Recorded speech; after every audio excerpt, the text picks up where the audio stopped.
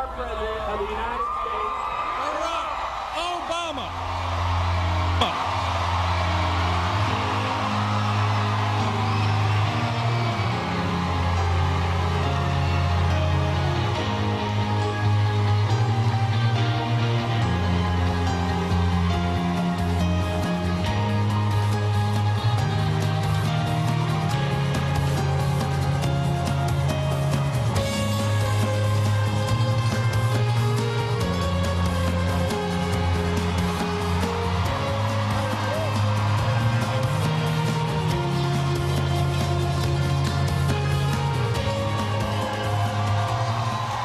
Hello, Cincinnati!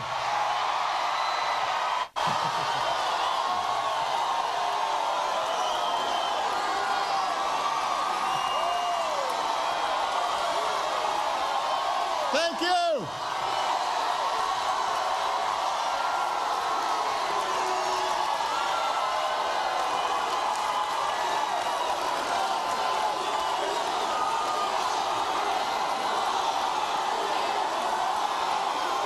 Thank you!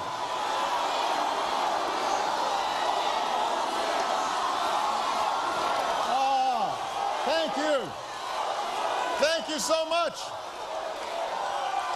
It is good. It is good to be back in Cincinnati. It is good to be in Ohio. It is great to be in this beautiful setting. It seems like we should have a picnic.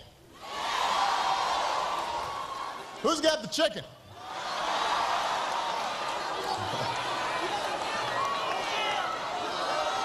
A little chicken, a little potato salad, baked beans. Who said beer? It is beautiful. Can everybody please give Andrew a great round of applause for that wonderful introduction? You did great. Now let me say, first of all, we could not be prouder of Andrew's service to our country as a veteran. We are grateful to him. Obviously, we're very proud of the work he's doing and the work he does with his union, but the thing I'm most proud of is the fact that he's got triplets and he's still standing. I had a chance to meet his wonderful wife, and triplets, that's serious. You cannot play man-to-man defense. You have to go into a zone. So we're very proud of him.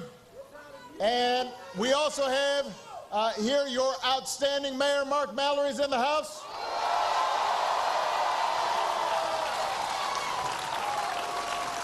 And it is great to see all of you. Thank you.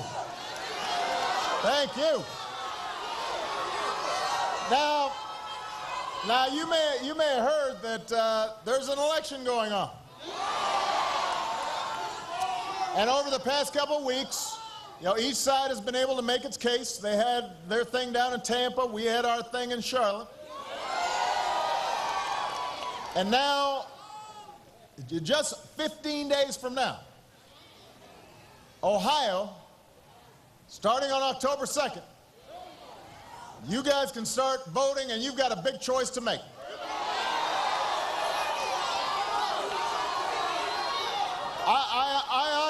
I honestly believe this is the clearest choice of any time in a generation. It's not just between two candidates or two political parties, but it is a choice between two fundamentally different visions for how we move forward as a country.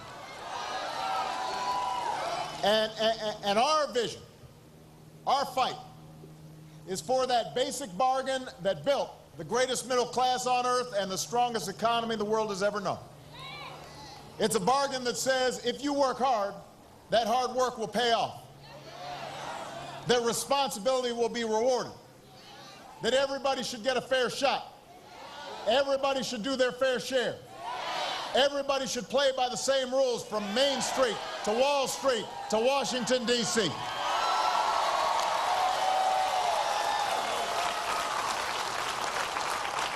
And 4 years ago, I ran for president because I saw that basic bargain eroding. Too many jobs getting shipped overseas. Too many families who are struggling with the costs of everything from groceries to gas to college to health care, racking up more and more debt just to keep up with expenses because paychecks weren't going up the way costs were. And then because of that debt, it made things that much harder, and when that house of cards collapsed in the worst recession since the Great Depression, we saw millions of Americans lose their jobs, homes, life savings, and we're still fighting to recover from that tragedy. Now, the other side, they're more than happy to talk about what they think is wrong with America. They won't tell you how it started, but they're happy to talk about what's wrong. They don't do much to tell you what they're going to do to make it right. They want your vote, but they don't want to tell you their plan. And the reason is because the plan they've got is the same one that they've been offering for decades. Tax cuts. Tax cuts. Got a few regulations, and then let's try some more tax cuts. Tax cuts in good times. Tax cuts in bad times. Tax cuts when we're at peace, and tax cuts when we're at war. You want to make a restaurant reservation or book a flight? You don't need the new iPhone. Try a tax cut. Want to drop a few extra pounds? Try a tax cut. They've got one answer for everything. Now, I've cut taxes too, for folks who need it.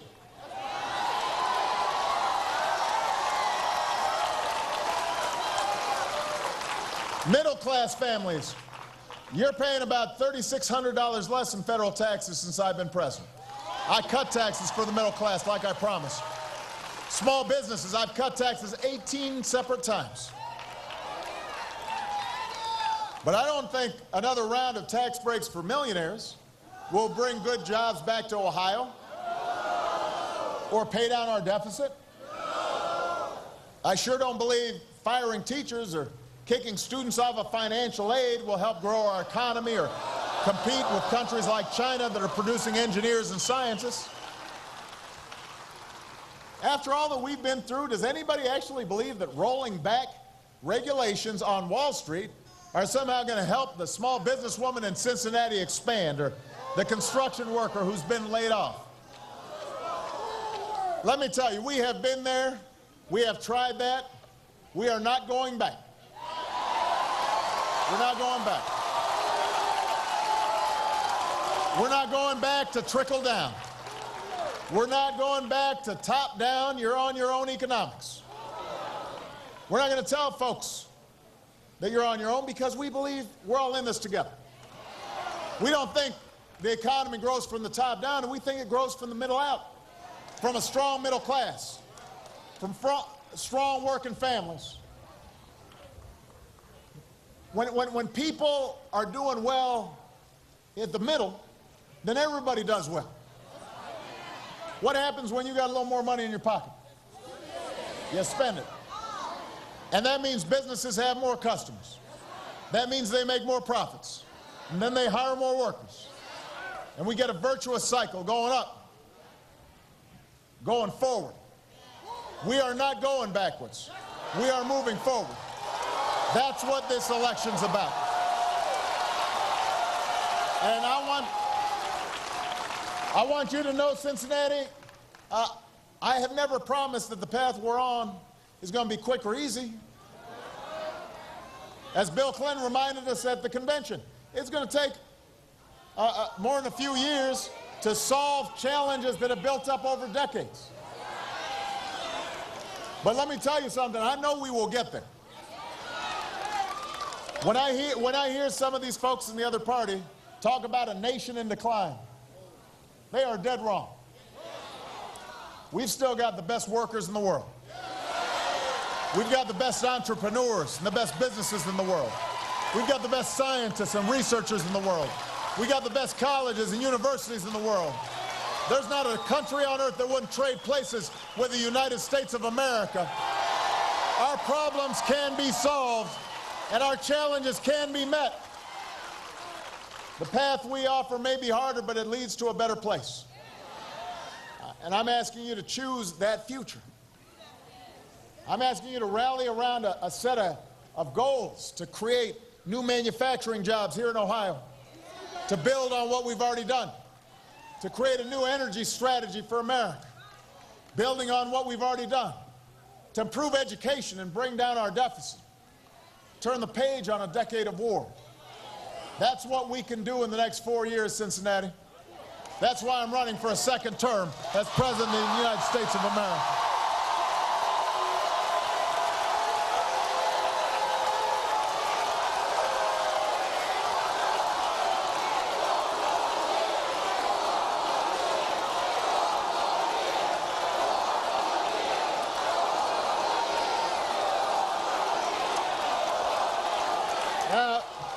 Now, I want everybody to be clear. The goals we've set are concrete and they are achievable. First part of the plan is to export more products and outsource fewer jobs. After a decade of decline, this country has now created over 500,000 new manufacturing jobs in the last 2.5 years. A whole lot of them here in Ohio.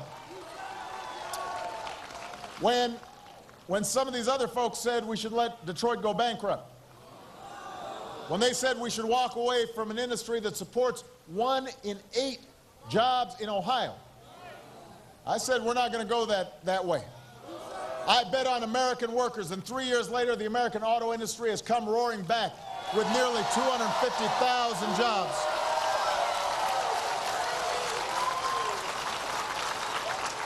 So now you've got a choice.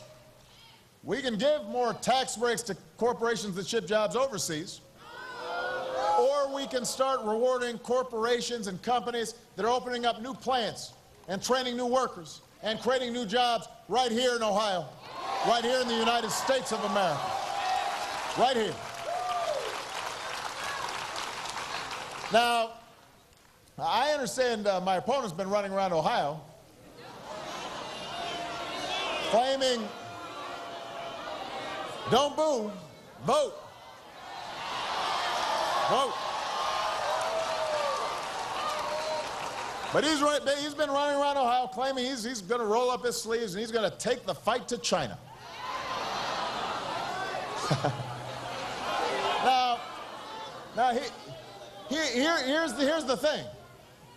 His experience has been owning companies that were called pioneers in the business of outsourcing jobs to countries like China. He made money investing in companies that uprooted from here and went to China. Pioneers. Now, how you can't stand up to China when all you've done is sent them our jobs. You can talk a good game, but I like to walk the walk, not just talk the talk.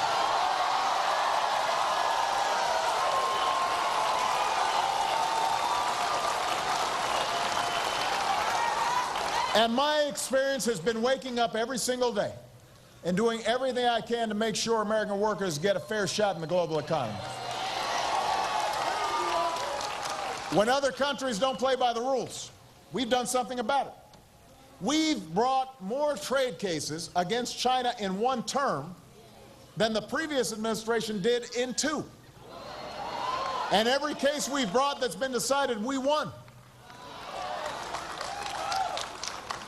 When Governor Romney said that stopping unfair surges in Chinese tires would be bad for America, bad for our workers, you know, we ignored his advice.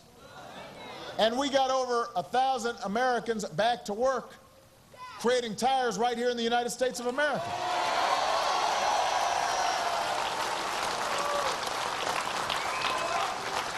Earlier this year, I set up a new task force to aggressively go after unfair trade practices that harm our workers. And it's already delivering.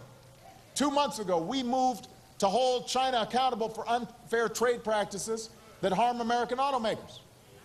Today, my administration is launching a new action against China. This one against illegal subsidies that encourage companies to ship auto part manufacturing jobs overseas. These are subsidies that directly harm working men and women on the assembly lines in Ohio and Michigan and across the Midwest. Your Senator Sherrod Brown has fought as hard as anybody to stop this, and we are going to stop it. It is not right, it is against the rules, and we will not let it stand.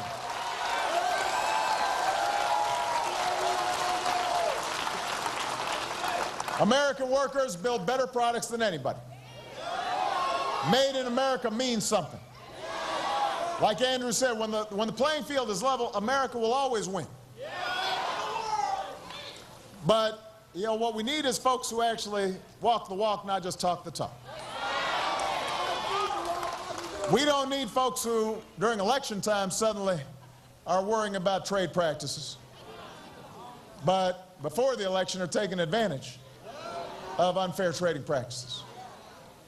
In Ohio, if you stand with me, if you choose the path we're talking about, we're going to help big factories and small businesses double their exports, and we'll sell more goods around the world stamped with Made in America, and we'll create 1 million new manufacturing jobs in the next 4 years. We can do that, but I need your help to move forward.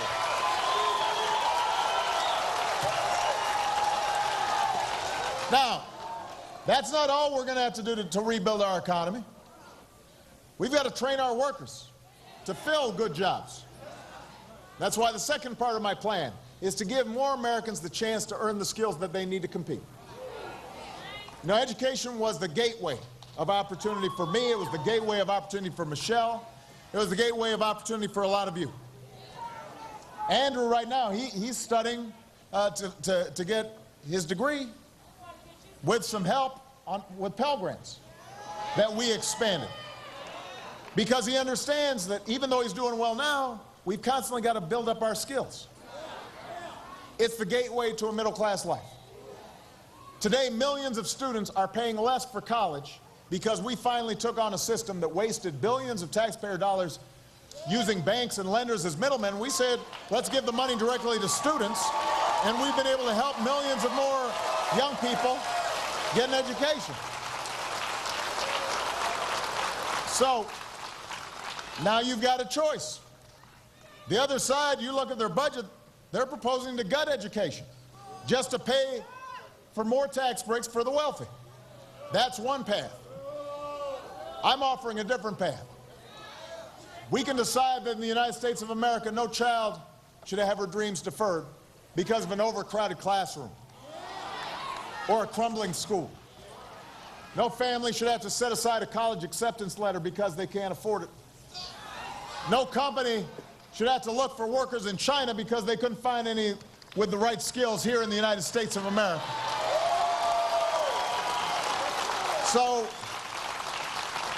Cincinnati, I'm asking you to help me recruit 100,000 new math and science teachers in the next 10 years and improve early childhood education. Let's help give 2 million workers the chance to learn the skills they need at community colleges that will lead directly to a job. Let's work with colleges and universities to keep tuition down, to cut in half the tuition costs over the next 10 years. We can meet those goals together. That's the future we can choose. Third thing, I've got a plan to control more of our own energy. You know, after 30 years of inaction, we raised fuel efficiency standards so that by the middle of the next decade, your cars and trucks will go twice as far on a gallon of gas. That will save you money, that helps our national security, and it helps our environment. We've doubled the amount of renewable energy we generate from wind and solar, and thousands of Americans, including here in Ohio, have jobs today building wind turbines and long-lasting batteries. We are less dependent on foreign oil than at any time in the last 2 years.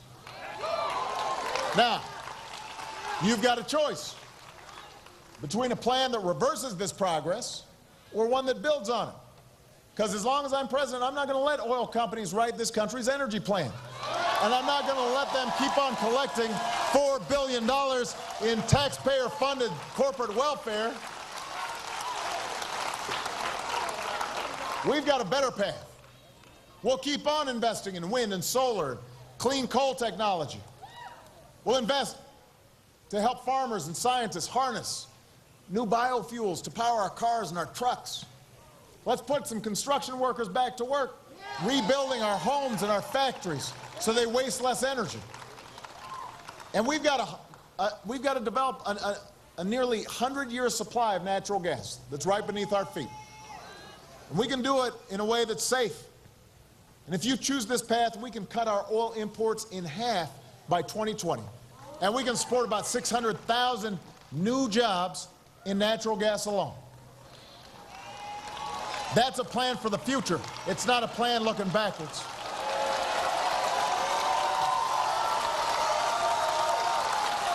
Number 4, we're going to reduce our deficit without sticking it to the middle class.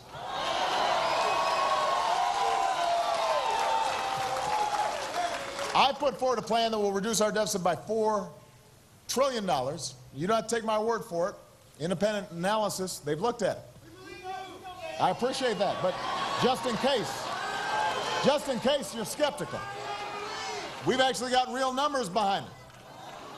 I've worked with Republicans in Congress to already cut $1 trillion in spending, and we're willing to do more.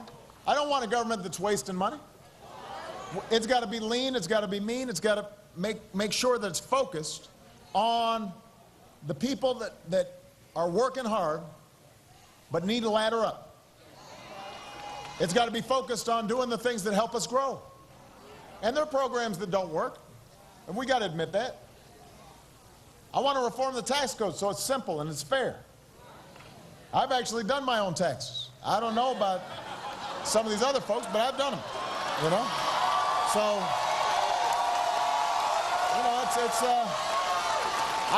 you know, I know we can make it's more simple and more fair. But I also think we've got to ask the wealthiest households to pay a little bit more on incomes over $250,000, the same rate we had when Bill Clinton was president, the same rate we had when the economy created nearly 23 million new jobs, the biggest surplus in history, and we helped a lot of millionaires to boot. Remember why? Because if we're helping middle-class families, what happens? You're going to spend the money. Middle out, not top down. Now, in fairness, my opponent has a plan too when it comes to taxes. But as President Clinton pointed out, there's one thing missing from it: arithmetic. Arithmetic. You know, they talk about, they say the most important thing we have to do is reduce the deficit. Right? That's what they say. Then the first thing they do is to spend trillions of dollars more on tax breaks for the wealthy.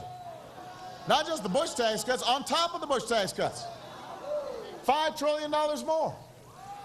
So they must have skipped math class when they were in school. Because that math does not add up.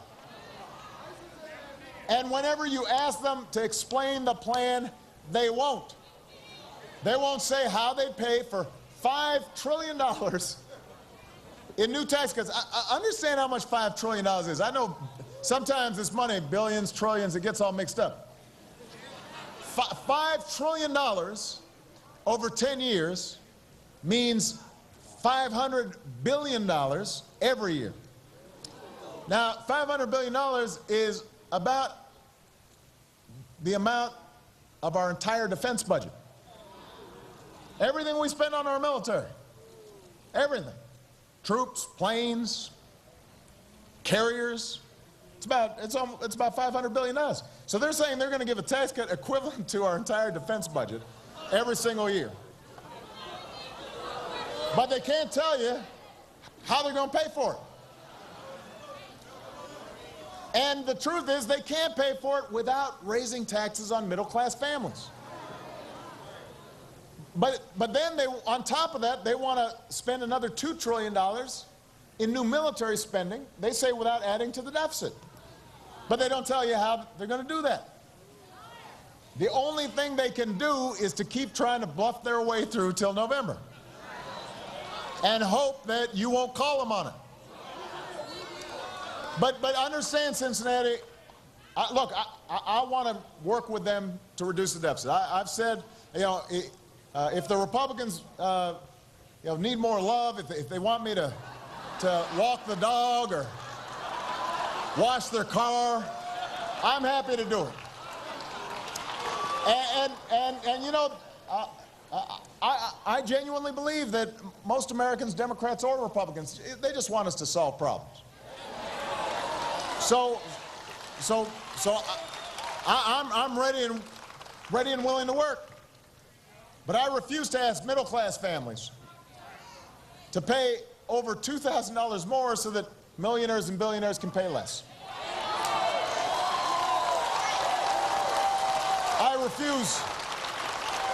I refuse to cut clean energy investments and put 125,000 clean energy jobs here in Ohio at risk just to give me a tax cut or Romney a tax cut. I refuse to ask more than 360,000 Ohio students to pay more for college, or kick children out of Head Start programs, or eliminate health insurance for millions of Americans who are poor or elderly or disabled just to pay for a tax cut for wealthy folks who don't need it.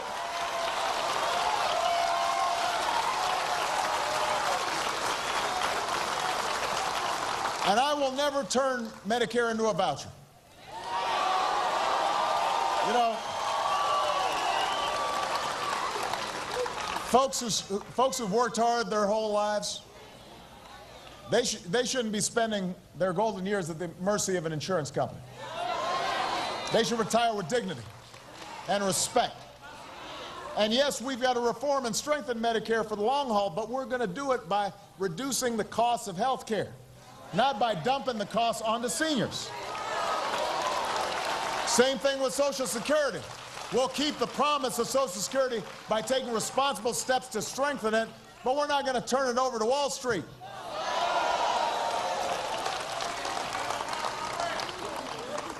Now, rebuilding our economy is essential, but our prosperity at home is also linked to our policies abroad.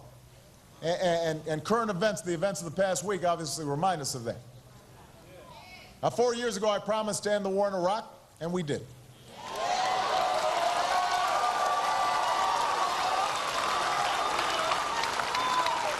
I said it's time for us to start winding down the war in Afghanistan, and we are.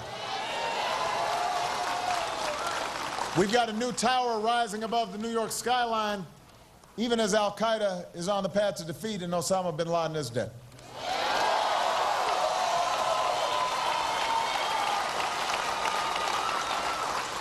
But what happened this past week underscores that we still face threats in the world. Now, we can't just pull back. We've got to stay engaged and involved for our security. But we've also got to remain vigilant.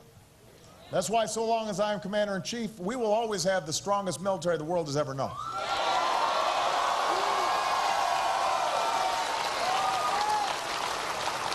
We'll do what's required to keep our personnel safe around the world. And when our troops come home, when they take off their uniform, we will serve them as well as they've served us.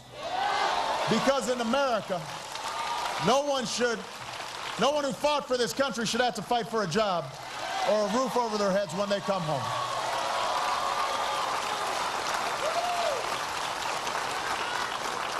But again, here you've got a choice too, because my opponent said it was tragic for me to end the war in Iraq. He still won't tell us how he's going to end the war in Afghanistan.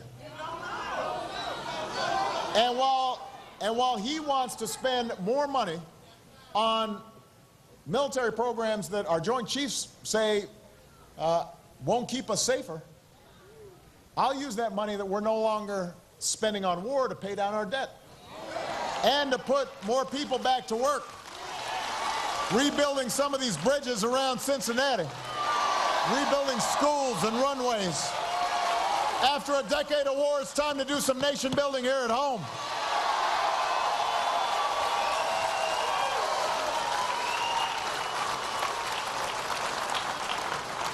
So Cincinnati, that's the choice you face.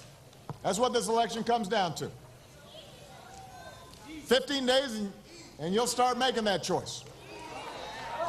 You know, and over again, we've been told by our opponents that their way is the only way. That since government can't do everything, it should do almost nothing. If you can't afford health insurance, hope you don't get sick.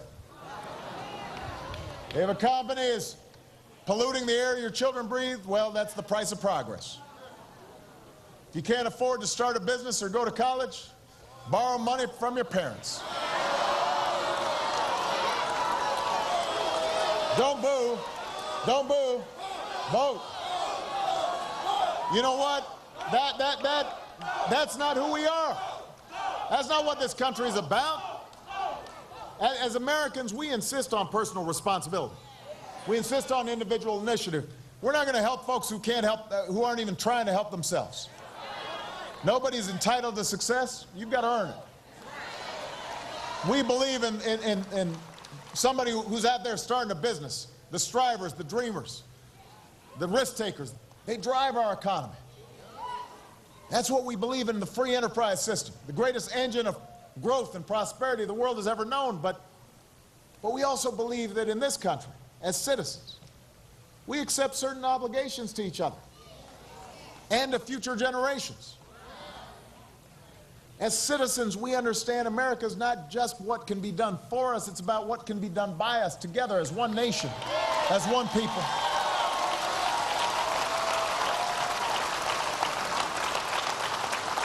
And all of you understand that. The election 4 years ago wasn't about me. It was about all of you. It was about us. You're the reason that there's a cancer survivor in Medina that can afford a health care plan that covers pre-existing conditions. You made that happen. You're the reason a factory worker in Toledo who lost his job is back on the line building some of the best cars in the world. You did that. You're the reason that young man in Columbus, whose mother worked 3 jobs to raise him, can finally afford to go to college. That's because of you. You're the reason a young immigrant who grew up here and went to school here and pledged allegiance to our flag will no longer be deported from the only country she's ever called home. You're the reason we ended Don't Ask, Don't Tell. You're the reason that thousands of families around this country are able to say to the ones who bravely served, welcome home. You made that happen. So Cincinnati, you can't turn back now. If you buy into the cynicism that says change is impossible, then change doesn't happen. If you give up on the idea that your voice matters, then somebody else fills the void. The folks who are writing the $10 million checks, trying to buy this election. The folks who are trying to make it harder for you to vote. Washington politicians who want to make the decisions for you about who you can marry. Want to tell women they can't make their own health care decisions. That's who will fill the void.